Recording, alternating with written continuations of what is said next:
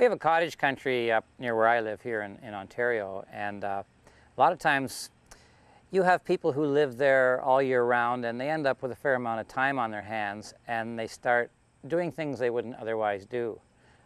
For instance, tire art, making bird shapes and swings and driveway liners out of tires, occurred to us as something we should have some fun with. So we took it to the next step in this show. We made an entire set of girls' bedroom furniture out of tires.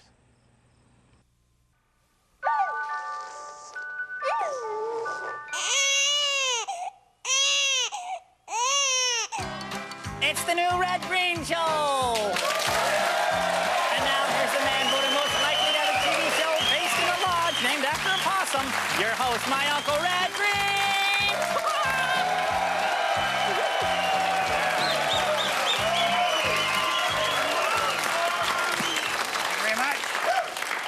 I got no time for yakking this week. We got to get busy on our annual Possum Lodge Father and Son Banquet. Oh, excuse me, Uncle Red, excuse me. Times have changed. I think the Father and Son Banquet should include, you know, like mums and sons and fathers and daughters. All right, that's fair enough, Harold. Okay, let me correct myself. We're having the Possum Lodge Father and Son, Father and Daughter, Mom and Son, Mom and Daughter Banquet. Everything except uncles and nephews. The guys are very clear on that. Sorry, Harold.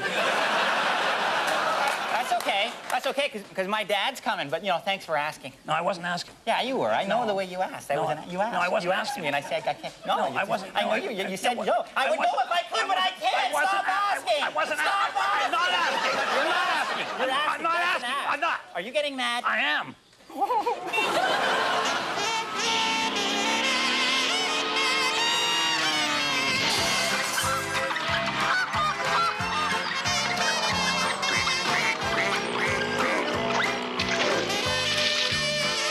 On today's episode, I get a little tired, so I make a bed out of little tires. Segway is my middle name. And Mike gets out of prison long enough to have a game of two on a match with us. And Edgar Montrose shows you the quick way to barbecue. So you're sure, you're positive that your father's coming to the Father-Son Banquet, right, Harold? Yeah, won't that be great, Uncle Red? You know, we could enter races together and walk around, do father and son stuff. Yeah, you know, maybe he can flash his identification at some people and they'll stop calling you that name. Here's hoping. Boy, so what's this year's theme? Well, the Father and Son Committee had a meeting last night. The Father and Son Committee, who's on that? Me. You're not a father. Well, I'm a son, you know, and around here 50% is a quorum.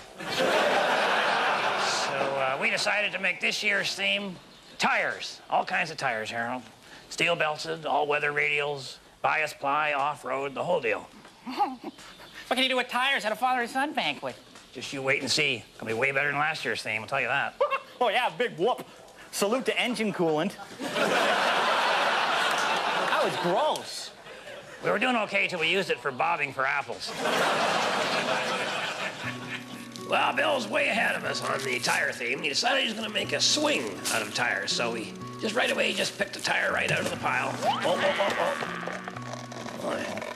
Well, he wanted me to pick one out, but I thought he had made kind of a hasty decision there. I decided that it was better off, he'd make a better quality decision if he had maybe just a few more tires to choose from. So, Bill, how about that one or that one or that one or these? How about that? How about these? How about this? How about this one? How about that? How about this here? Here's one, here's one, here's one. How about this? How about this? Oh, excellent choice. Okay, this is the big one. Alrighty, this week's grand prize has been donated by Junior Singleton. A promise to return half the tools he's borrowed from you over the years. Alrighty, Uncle Red, you have 30 seconds to make Mr. Hammer say this word. 30 seconds, and begin. All right, Mike, buddy. Gang member. Close buddy. Cellmate. Someone who talks about stuff. Informer. Stoolie. Squealy.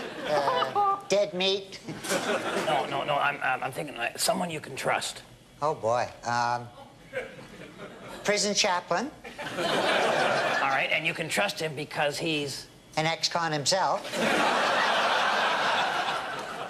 Let me go another way with this, all right? I'm not just a guy who signed you out on a parole thing. I'm also your buddy, your pal, your... Warden. You're running out of time. All right. Okay, Mike, there must be somebody you can trust. Bambi Bazooms, the feather dancer. All right, fair enough. So Bambi is your... Mom?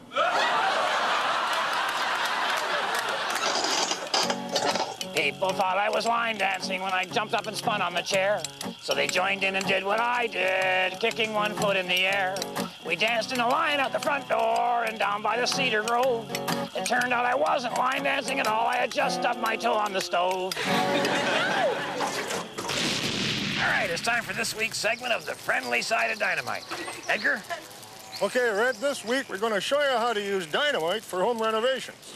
Now, the trick here is to get the dynamite into the shape that will fit the job. A lot of guys use the expensive plastic explosives, but they got more money than me. Plus, they got the proper license and permits.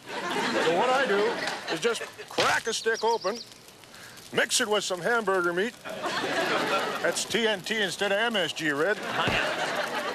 You know, the English got their bangers and mash. Yeah. This is both. Now, I got this door over here that's been sticking, and I need to give it a little attention. Come on with me, Red. All right. Couldn't you just plane a bit off the door or sand some off the frame or something there? Oh, I know I could, but I prefer to blow it to kingdom come and start all over again. I'm fussy that way.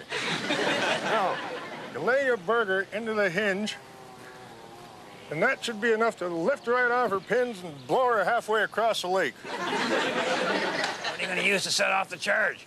Barbecue starter? Ultrasonic waves, Red. This baby sends them out and touches off the dynamite. Looks like your garage door opener, Edgar. Well, today it's a shed door opener.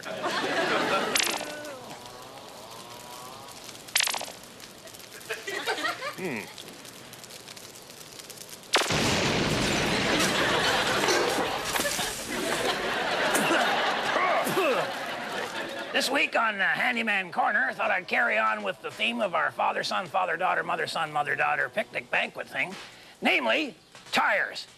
You know, the young girls of today, they're growing up, they're concerned with the ecology, they want to make a difference. So what do you say we make an entire girls' bedroom suite completely out of recycled tires? Girls like pretty things, so I suggest you go with the weight wall on that. First thing we could build is a vanity mirror. Yeah, you already got the ebony frame on there with the decorator white accent. And then for your mirror, I suggest you go with the moon disc on there. It's an attractive unit, and it's got the curve on her there, and it makes women look slimmer than they really are. They really appreciate that, especially those 13-year-old girls going through that chunky stage. All right, now why don't we build a dresser for the girls' bedroom? For that one, all you do is stack up a whole bunch of tires and then cut a 4-inch hole in each one using a carpet knife. Perfect. Then once you got the holes cut, you want to stick patches on there to cover up the holes, kind of like your little doorways into the different compartments. So I put a wheel disc between every tire, so you got like little shelving in there. When you put the flaps on, you need some kind of a hinge. You can use metal hinges on that. You could glue some fabric on there. Or, if you like the look of silver, I suggest the handyman's secret weapon, duct tape. Then once you got all your flaps on there, of course, you can just reach in, get your various articles of clothing. Maybe you keep T-shirts there, and none of my business. And you got your, maybe, what do you got in here? Socks. All right, look at how neat and tidy looking that is. And that's just the beginning. You can also build a very attractive and useful girl's desk. Isn't that a beauty? And how about this is a nice little touch? A beautiful desk lamp. I know you won't believe this, but this is made out of tires. And we can also make ourselves a dandy little girl's bed. What do we use for a mattress? Inner tubes make sense, don't they?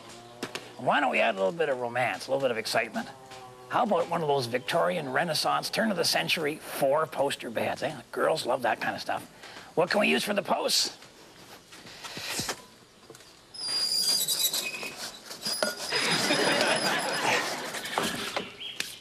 How about one of these rear end units, which you can get out of passing vehicles if you dig a big enough pothole? There we go. So now when your teenager gets tired, she can just retire to her tires. Let's see if it's comfortable. Fools rush in where angels fear the tread. Oh, boy. Oh, gosh. Now, that is beautiful. So remember, if the women don't find you handsome, they should at least find you handy. And to think we made this out of old rear ends. Actually, you can tell. Coming up, Edgar showed you that the explosive business has its ups and downs. I want to talk to all you guys out there, because I know what you're going through. You get up on a Saturday morning, swing open the closet door, and you're face to face with clothes you have never seen before in your life. Men's clothes. So you run over to the bed to see if your wife's having an affair. But no, it's worse than that.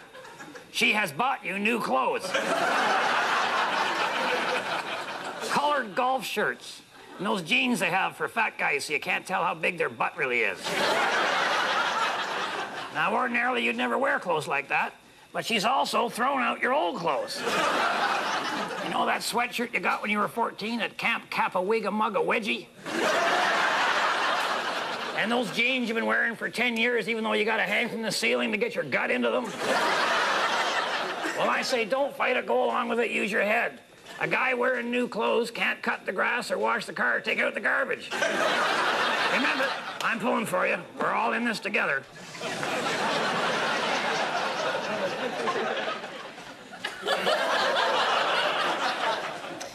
You'll never guess what we found, Harold, down the road behind Lucky Balderson's place. Tire dump. Had to be 5 acres of tires. No wonder they call them Lucky. Got enough tires to make a global village. We're going to have the Yokohamas from Japan, Pirellis from Italy, and Frisk tires from Kmart. What's the matter with you there, Harold? Well, my dad called. Can't come to the father-son banquet. Oh, boy. I'm gonna have to cancel, Uncle Red. I have to go, can't go, I guess, or something, Yeah. I have to find someone else, Uncle Red. Someone in my family, some other relative, I don't know, Uncle Red. Someone. You know, Harold, as you're talking there, it strikes me funny that dads are so much like tires, Even when they get old and bald and got the bulges in the side, they're still good for something, And I'm thinking maybe what we'll do is teach the kids about tire maintenance, at the father-son banquet. Sounds great, yeah, good, sure, great. Oh, for gosh sakes. Tell you what, I'll think it over. Oh, excellent, oh, good, excellent, okay, good. That's so good, that's great, that'd be perfect, that'd be fun. And I'll be good, I'll be quiet and everything. I'll make sure that I'm a good guy and everything, and I'll make you proud to be with me, and I'll be calm. I'll be so calm. And I won't eat a lot, and I won't drink I'm going to drink my pop really slow this year, because last year I had those really big belts, and I embarrassed everybody. But this year I won't do that, because I know you wouldn't do anything half that gross. And I won't talk a lot. Sometimes people say I talk a lot, but I won't talk a lot this year. I'm going to do and when I do talk, I'm going to make sure it's specific topics that are interest of everybody within earshot. Not just myself, not like topics like girls, or, like how much candy floss I can get in my mouth before it comes out my nose. I won't even talk about things like that. Have you thought about it yet?